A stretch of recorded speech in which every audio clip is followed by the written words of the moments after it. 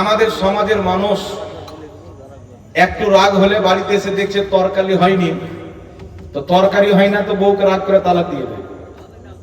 কে বলছে মায়ের বাড়ি যাবে না, মায়ের বাড়ি চলে গেলে তালাক দিয়ে দেবে।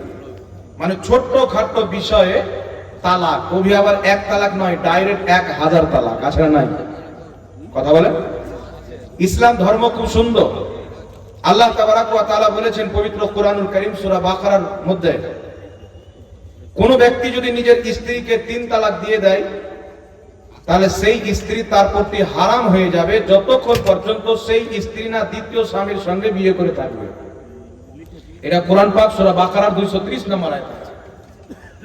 নবী পাক সাল্লাল্লাহু আলাইহি ওয়াসাল্লামের জামানাতে, আবু বকর সিদ্দিকের জামানায়, উমর ফারুকের জামানায় কোন ব্যক্তি যদি নিজের স্ত্রীকে একসঙ্গে 3 তালাক দিয়ে দিত তো তিনারা তার স্ত্রীকে তার থেকে বাতিল করে দিত।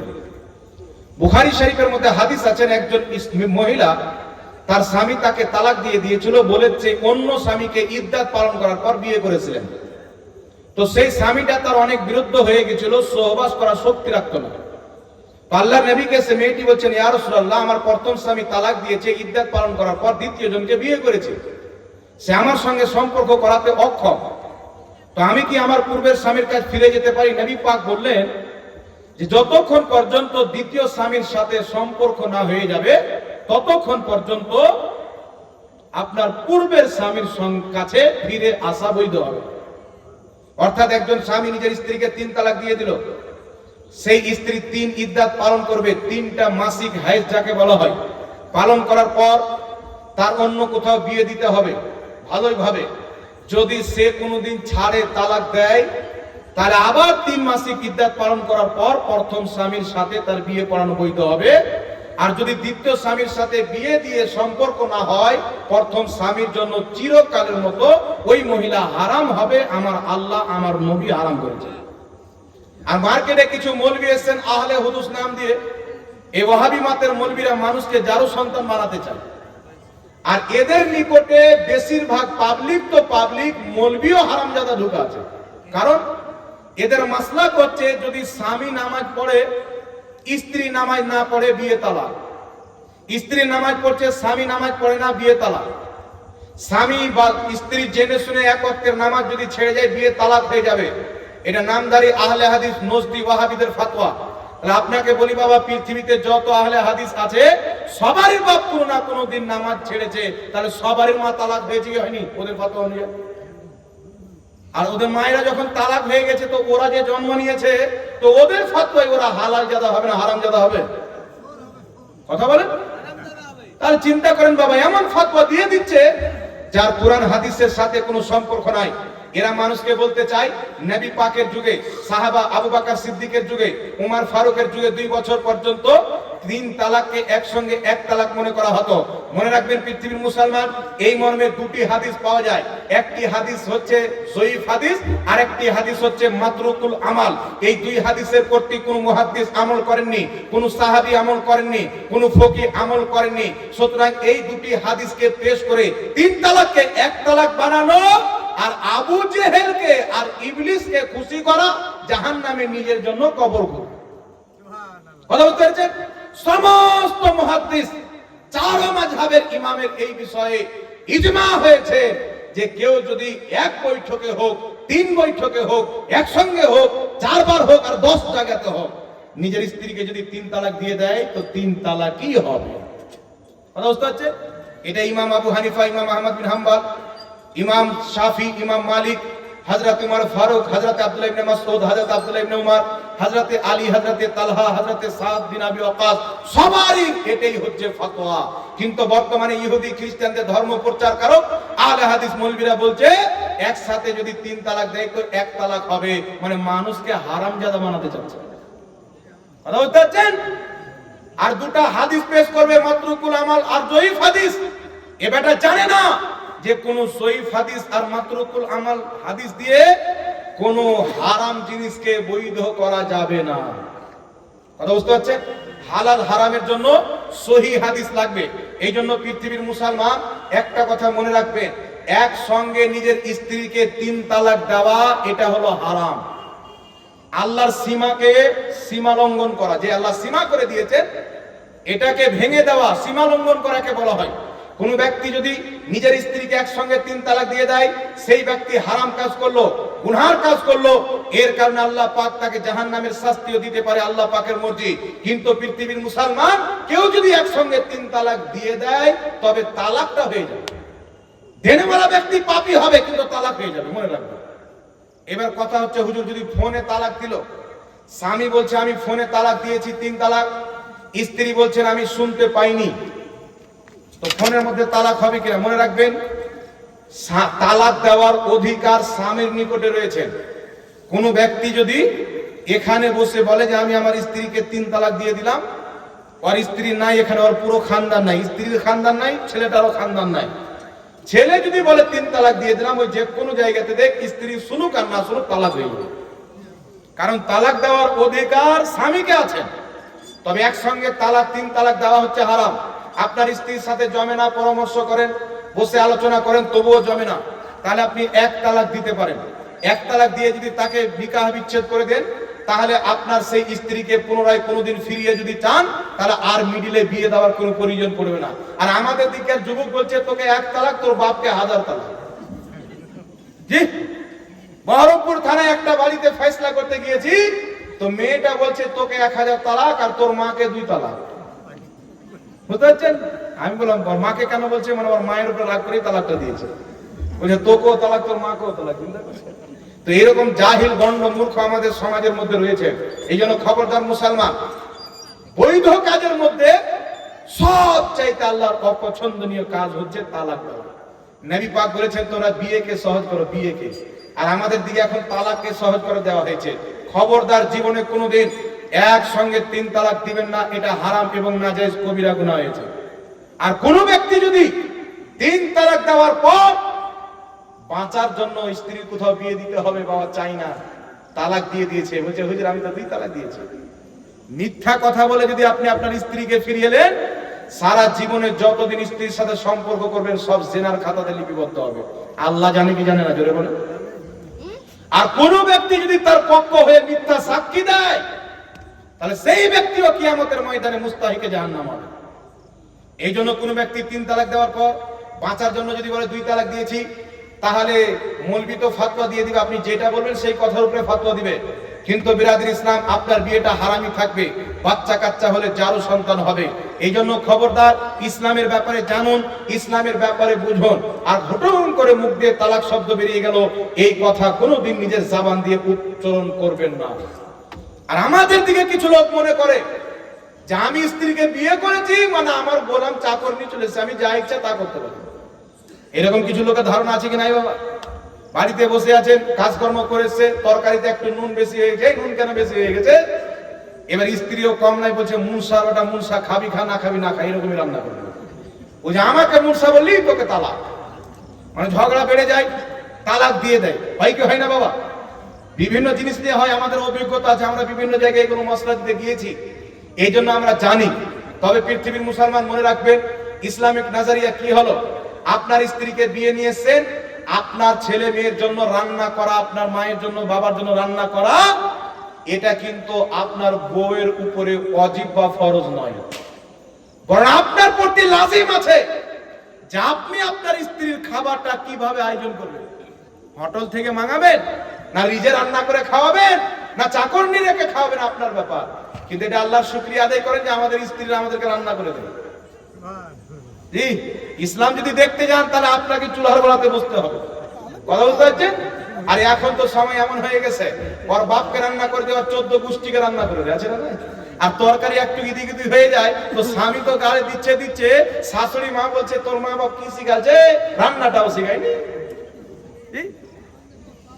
এমনও সব শাশুড়ি রয়েছে, একটা মেয়ে বেটার বিয়ে দিয়েছে, বিটির বিয়ে দিয়েছে, তো বৌমা আগে প্রেগনেন্ট হয়েছে, 7 মাসের বাচ্চা পেটে, আর নিজের মেয়ে প্রেগনেন্ট হয়েছে 1.5 মাস হলো। মা ফোন করে বলছে বেটি মা আমার 1.5 মাস হলো পেটে বাচ্চা এসেছে। মা ফাটান করে ফোন করছে শাশুড়িকে, তার বিহানকে, বিহান আমার মেয়ের পেটে বাচ্চা এসে, প্রথম বাচ্চা, শরীর খারাপ করবে, তো কাজ কাম করতে পারবে না, তো একটু বাড়ি পাঠিয়ে দাও, মেহেরবানি করে আনতে পাঠাচ্ছে। আর পড়াইতে হবে এইভাবে বলে টলে নিজের মেয়েকে নিয়ে চলে আসলো, রান্না করতে দিবে না, এই দুধ খাওয়াচ্ছে, ডাবের পানি খাওয়াচ্ছে, কলা খাওয়াচ্ছে, বেদানা খাওয়াচ্ছে। আর এইদিকে বৌমা 7 মাসের প্রেগনেন্ট, এ চুলার গোলাতে পড়ে থাকছে, তখন বেটি ভুলে গেছে। আছে না নাই? এই যে না মানে বহুর পেটে বাচ্চা আসলে ব্যথা হয় না, বেটির পেটে বাচ্চা আসলে ব্যথা হয়। এরকম কিছু শাশুড়ি আছে কি নাই বাবা? আবার কিছু বৌমা আছে, কেমন বৌমা আছে, বিয়ে করে নিল মানে আব্দুর রহমান ওর বাপের মাল হয়ে গেল, ওর বাপ মায়ের কাছে যাবে না। মুনসা আমাকে বিয়ে করেছিস, আমার সাথে থাক, তোর বাপ মাকে ছেড়ে দিতে হবে।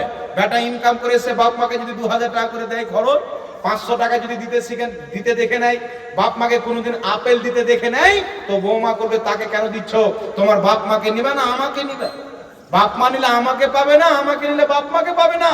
তো শরীয়ত বলছে ওই জায়গাতে ওই মেয়েকে তালাক দিয়ে দাও, কিন্তু বাপ মাকে ছাড়িয়ে না।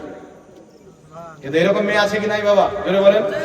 বিয়ে করার পর স্বামীকে মায়ের মুখও দেখতে যেতে দেয় না। তো শাশুড়ির মধ্যেও বিগাড় আছে, বৌমায়ের মধ্যেও বিগাড় আছে। এর সমাধান কি করে হবে? একটা কথা বলে দিচ্ছি, সহজ সমাধান।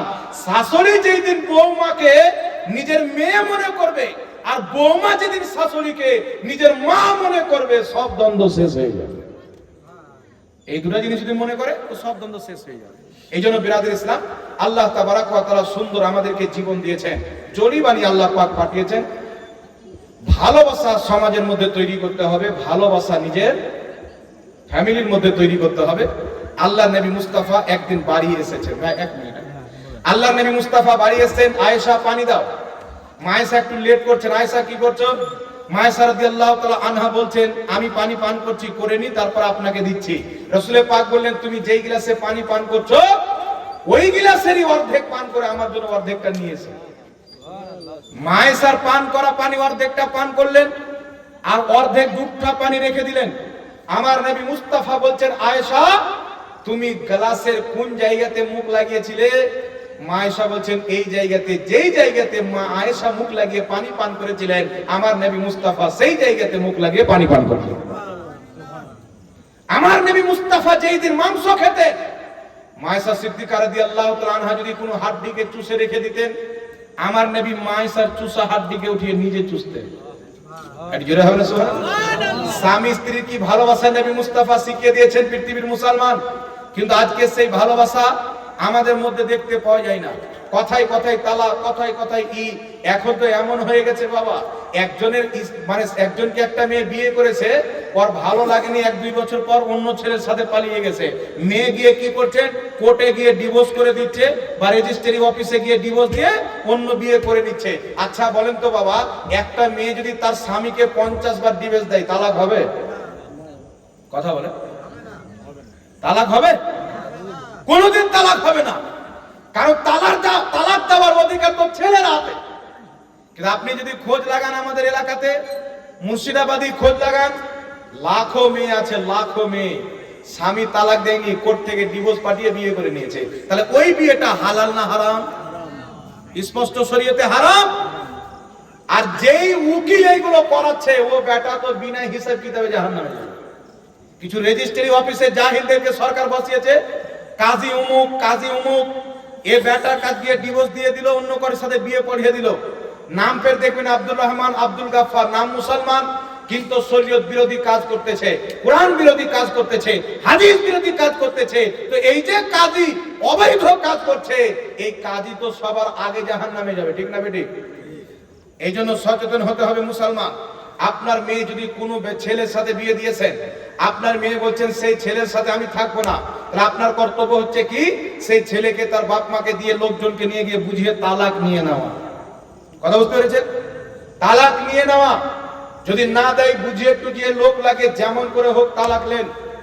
তালাক নেওয়ার পর আপনার মেয়ের অন্য কোথাও ইদ্দাত পালন করার পর আপনি বিয়ে দিতে পাবেন। কিন্তু স্বামী তালাক দেয়নি, আর মেয়ে গিয়ে কোর্টে ডিভোর্স করে গিয়ে বিয়ে করে নিচ্ছে, এ মেয়ে মানুষ না ষাঁড় মানুষ? এ মেয়ে না বেটা ছেলে? এ মেয়ে মানুষ হয় যদি পুরুষের কাজ করে, তা আমাদের দিকে এইগুলো মেয়েকে কি বলে জানে? কলগি চালানি মেয়ে বলে, মানে গলা উঁচু করে করে ঝগড়া করে না, দেখবে রাস্তাঘাটে। আমরা যখন মাদ্রাসায় পড়তাম মালদা জেলার দিকে, তো খোট্টা এলাকাতে তো ঝগড়া লাগতো, তো বাবা ছোট ছিলাম তো শুনতে যেতাম। জি, তো সুবহানাল্লাহ, ঝগড়া এখন মনে পড়ছে তো কতবার তওবা করছে আল্লাহ পাক জানে। তো শুনতে গেলাম ঝগড়া করবে তো এত সুন্দর ভাষা ইউজ করছে যে থাকতে পারলাম না। মাদ্রাসাতে এসে তাহাজ্জুদ পড়ে তওবা করলাম যে আল্লাহ শুনতে গেছি তুমি ক্ষমা করে দাও। এমন ভাষা ইউজ করে, মনে হবে রাস্তাঘাটে চললে মনে হবে মেয়েটা কিছু জানে না। আর যখন ঝগড়া হয়ে যাবে সমাজের মধ্যে কিছু কিছু মেয়ে হয় এত জোরে জোরে লল্লি চেড়ে কথা বলবে, এটা হুজুরের গাড়ি আসলো না পর পুরুষ আছে, দাড়িওয়ালা মুরব্বী আছে না বয়স্ক লোক আছে না যুবক ছেলে আছে, কিছুই দেখবে না। ঝগড়া যদি লেগে যায় তো দুইজন মহিলার মধ্যে কম্পিটিশন হয়, ও বলছে আমি জিতবো, ও বলছে আমি জিতবো, মানে এদের টি-20 ওয়ার্ল্ড কাপ চলছে। হিন্দুস্তান পাকিস্তানের যখন ম্যাচ চলে তো পাকিস্তানের প্লেয়াররাও জান দেয়, আমাদের ভারতের প্লেয়াররাও জীবন লাগিয়ে দেয় যে জিততেই হবে। তো মহিলাদের যদি ঝগড়া লাগে তো এরা মনে করে আমাকে জিততে হবে। ও যদি একটু আওয়াজ করে এ 3 হাত আরো উঁচু আওয়াজ করবে, ও 3 হাত করলে এ 7 হাত করবে। কিন্তু আমার নবী মুস্তাফা বলছেন কেউ যদি তোমাকে গালি দেয়, তোমার সাথে ঝগড়া করে, তাহলে তুমি আগে বেড়ে ক্ষমা চেয়ে নাও, না তো ওখান থেকে সাইড করে নাও, সমাধান করে নাও। তোমার উপরে কেউ রেগে আছে, কথা বলে না, সালাম করে না, তুমি আগে গিয়ে তাকে সালাম করো। কেউ যেই ব্যক্তি আগে সালাম দিয়ে মিলে যাবে আল্লাহ সঙ্গে সঙ্গে তার মাগফিরাত করে দিবে। জোরে হবে না সুবহানাল্লাহ? সঙ্গে সঙ্গে তার মাগফিরাত করে দিবে। রাসূল পাক বলেছেন কেউ যদি তোমার মা তুলে গালি দেয়, বাপ তুলে গালি দেয়, কোন ব্যক্তি যদি কাউকে মা বোন তুলে গালি দেয়, সেই ব্যক্তি নিজের মা বোনকে গালি দেয়। তা আমরা নবীর হাদিস মানি কি মানি না? কথা বলে মানি। তো রাস্তায় চলছে একটা লোক মা তুলে গালি দিয়ে দিল, তো ভাই আমার কি যায় আসলো? রাসূল তো বলছেন যে কওরির মা তুলে গালি দিল ও নিজের মাকে গালি দিল, তো আমার কি আসলে? আমি চুপচাপ চলে গেলাম। আর আমি যদি দাঁড়িয়ে ও মা তুলে দিল আমি ওর বাপ তুলে দিই, তাহলে মারামারি হবে, তারপরে ফাটাফাটি হবে, তখন আর 4 চাকাতে আসা যাবে না, অ্যাম্বুলেন্সকে ফোন করে ডাকতে হবে, অবস্থা খারাপ হয়ে যাবে। এই জন্য খবরদার মুসলমান, সমাজের মধ্যে মেল মহব্বত রাখুন আর 72 ফিরকা থেকে বেঁচে থাকুন। তবলিগি জামাত, দেওবন্দি জামাত, লামাযহাবি জামাত নিজের সমাজের মধ্যে ঢুকতে দিবেন না। এরা হচ্ছে আল্লাহর গুস্তাখ, এরা হচ্ছে রাসূলুল্লাহর গুস্তাখ, এরা পীর মাশায়েখ ওলিদের গুস্তাখ। যদি সমাজের মধ্যে ঢুকে ওকে ধরে বাঁধবেন আর বলবেন আগে মুনাজারা হবে। আমার নাম্বার নেন, 24 ঘন্টা প্রস্তুত আছি ইনশাআল্লাহ। যখন প্রয়োজন পড়বে ফোন করবেন, ইনশাআল্লাহ আমরা হাজির হয়ে যাব। পাশে আপনাদের মাদ্রাসা আছে, শেখপাড়া মাদ্রাসা, আরো আশপাশে মাদ্রাসা আছে। কারণ এদের মধ্যে ঈমান নাই, এরা আল্লাহকে মিথ্যাবাদী, রাসূল পাকের ইলমকে পশু পাখির সাথে তুলনা দিয়ে আল্লাহ রাসূলের জঘন্য তাওহীন করেছে। যেই বেয়াদবি আবু জেহেল করতে পারেনি, এই জামাত তৈরি করাদের আকা মাওলা বড় বড় মুকুটরা এগুলো বেয়াদবি করেছে। এই জন্য যেই মসজিদে এরা ঢুকবে এদেরকে মুখে বলে দিতে হবে ভাই আমাদের যেখানে চলে না, তোমরা চলে যাও। মুখে যদি না শুনে তো কাঁচা কমচি কেটে 5 হাতে মারতে হয়, যেন বসতে না পারে, আর তশরিফ লাল হয়ে যায়। কারণ যেই ব্যক্তি মুসলমান হবে সেই ব্যক্তির একটাই কথা, जो नबी का नहीं वो हमारा नहीं, जो नबी का नहीं वो हमारा नहीं। তুমি রাসূলুল্লাহর দুরূদকে পছন্দ করো না, নবীর মিলাদকে পছন্দ করো না, কিয়ামকে পছন্দ করো না, নবীর জন্মদিনের আমরা ফাতিহা করি, খুশি করি, ওটাকে পছন্দ করো না, তো তোমাকে নবীর দুরূদ কিয়াম যদি পছন্দ না হয়, বেটা তোর হাঁড়ি লোটা আমরা কেন পছন্দ করব? আর তোমাদের নিকটে আল্লাহ মিথ্যা বলতে পারে, তো হাঁড়ি লোটা নিয়ে এসে 40 দিন পর্যন্ত কত মিথ্যা বলবে, এর হিসাব তো বিজ্ঞান পর্যন্ত করতে পারবে না। কি বলেন বাবা? এই আহলে সুন্নাত ওয়াল জামাতের প্রতি কায়েম থাকে।